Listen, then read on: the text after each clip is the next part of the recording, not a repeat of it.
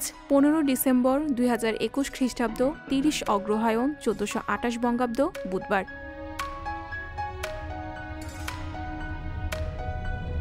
1971 সালের 15 ডিসেম্বর বিজয়ের দ্বারপ্রান্তে চলে আসে বাঙালি।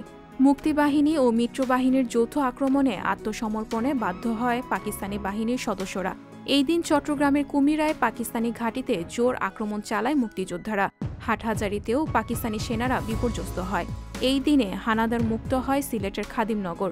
এরপর মুক্তিবাহিনী ও মিত্রবাহিনী ঘিরে ফেলে রাজধানী ঢাকাকে।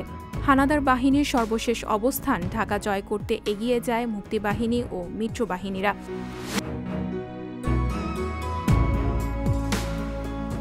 2006 সালের 15 ডিসেম্বর ঢাকার ধানমন্ডির শঙ্করে ছায়ানট সংস্কৃতি ভবনের উদ্বোধন করা হয়।